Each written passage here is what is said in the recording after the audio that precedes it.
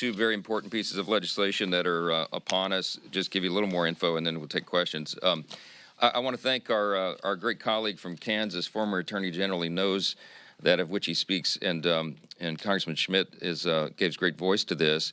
We're talking about this problem of rogue rulings, and you know, the Democrats, our colleagues here, they talk all about this so-called constitutional crisis that they see around every tree. They don't like President Trump's policies, and so that's their catchphrase they use for everything. But there really is a constitutional crisis that's developing. It's not the one that the Democrats claim, though. Listen to these numbers, and we've shared them before. 67% of all injunctions issued by district court judges against a president since the year 2000 were issued against one man, and his name's President Donald J. Trump. 92% of those injunctions against the president were issued by Democrat-appointed judges. There's a problem. I've mentioned before, I was a constitutional law litigator, routinely would run into judges that I would describe as activists, but it was much more rare than it is now, and it's a problem that has been noted needs to be addressed. Under the existing framework, one singular district court judge out of 677 of them, anywhere in America, can subvert the will of the duly elected president carrying out his constitutional duties. And they're doing that. And so we've got to step into this. Despite the American people's wholesale rejection of Democrat ideas at the ballot box, you have activist judges who are abusing the system to legislate from the bench. That's effectively what an activist judge is. This is not how the system our founders designed is supposed to work. Under our Constitution, we have three co-equal branches of government, each with the ability to provide a check on the other. And we do have that authority. Democrats seem to have forgotten that. I mentioned at a press conference or a gaggle, maybe it was last week with all of you, I can't remember so many of these, but somebody asked me repeatedly about, you know, impeachment, and they asked me about our authority under the Constitution. What authority do we have under Article 3? The Congress is given the authority to determine, define, fund all lower courts. Only the Supreme Court has mentioned itself in the Constitution, and the lower courts are within the purview of the Congress. And I was asked, and I offered the answer, yes. I mean, we could defund those courts. I wasn't saying, let me clarify, I wasn't saying that we're doing that. I was trying to describe what the Constitution says. Go read it for yourselves. We have broad scope. We have all authority over the lower courts, okay? We're not defunding courts, and we're not doing anything other than limiting in this legislation the ability of a judge to issue a nationwide injunction, because that is the problem that has gotten totally out of control. And we need this check on the judiciary, and I think we're going to prove that on the floor. One activist judge should not issue a nationwide injunction against the president's policies, and these district courts have to stay within their constitutional bounds. The next act we talked about that will be on the floor is the SAVE Act, and we've been here and done this, but we have to do it again because we never got it through the Senate last time. But this is the second time in less than a year congressional Democrats will have the opportunity to do something that 87% of the American people demand that Congress does. Only U.S. citizens should decide U.S. elections. It is in federal law, but it is not always enforced, and you need further enforcement. Why? Because we have to make sure that the law is complied with, and this will require a reasonable measure of having an ID to prove your citizenship. It's Democrats say it's already illegal to vote as a citizen, but that doesn't mean that you don't need further enforcement. We don't rely on the integrity of teenagers trying to purchase a six-pack at the liquor store, right? We require them to provide ID to prove they're old enough to make that purchase. We require ID for almost everything in society, and almost everybody has one. And we're just saying that this is a very simple common sense measure. States are barred from even asking to verify citizenship status or on voter registration forms currently. So we have to fix that.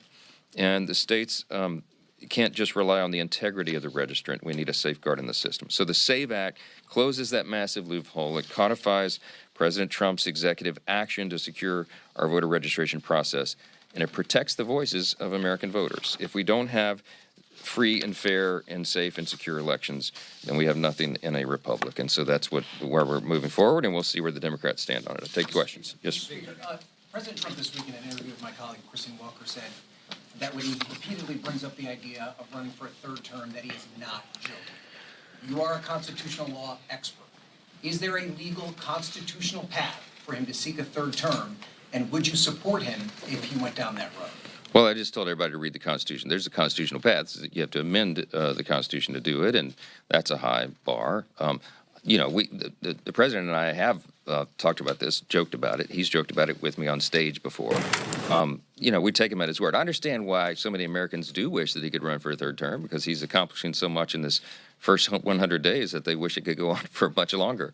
But I think he recognizes the constitutional limitations, and I'm not sure that there's a move about to amend the Constitution. Yeah. Mr. Johnson, do you think that the president should move forward tomorrow with tariffs? He's made very clear that he's doing this in the executive branch under his executive authority, and it doesn't involve Congress in that way.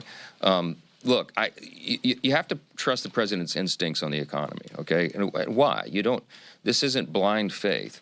Remember what he accomplished in the first administration. Before COVID, we had the greatest economy in the history of the world, not the U.S., the whole world. Every demographic was doing better because we cut taxes, we cut regulations, and we made a better economic environment for everybody to succeed. And he is going about that same plan to bring that about, and tariffs is a component of that.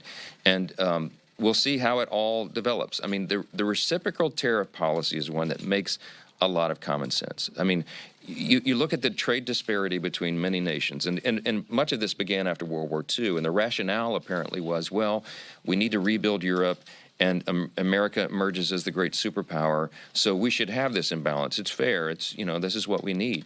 Well, that carried on for generations, and we're well beyond World War II now, and this is a different world. It's a much more integrated, complex economy, and the president's absolutely right when he says that we have to think about America's interest first, because if we don't, we're not going to maintain our status as the great superpower. And when he says, let's have free trade and fair trade, I think the reciprocal tariff policy makes sense. If somebody has 100+% tariff on imports of U.S. goods, and we have virtually nothing, why don't we settle that balance? If we raise and match their tariff policy, I think ultimately what happens is you get back down to a free trade agreement, that these countries that are engaged in this disparity, this raw deal for Americans for so long, it'll get their attention, and they'll, I think, reduce their tariffs on us. Then you get back to a free and fair trade situation. So, look, we'll see what happens. I think it's going to go forward, and it may be rocky in the beginning, but I think that this will make sense for Americans, and it will help all Americans. So, yes, Scott. Thank you, Mr. Speaker. President Trump says that Elise Stefanik will be rejoining your leadership team, and that you are very enthusiastic to be having her remain in the House. What role will she be playing on your leadership team, given that she has already relinquished her past leadership role? Yeah, we're trying to sort that out. Elise is a dear friend, trusted colleague. She's a super talent, and she has always brought a lot to the table. And she stepped down from her conference chair role, and on her important committee assignments, she was in line to have a gavel on some of those.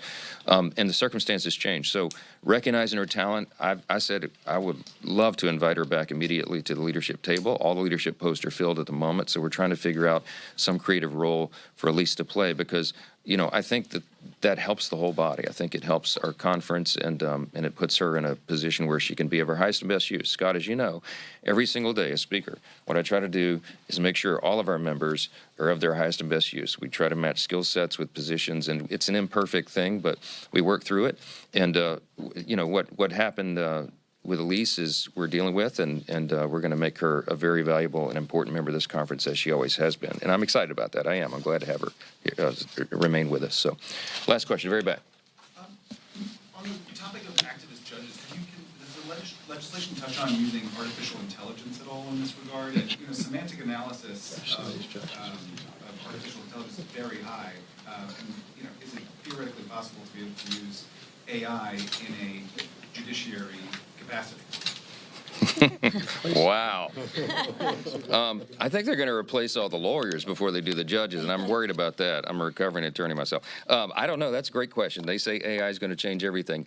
I certainly hope that we don't have AI determining the outcome of cases, though. I think you got to rely on the system and rely on human judgment for these things. But we'll see. That's a brave new world question. I don't have the answer yet. Thank you all so much. Appreciate it. Information. truth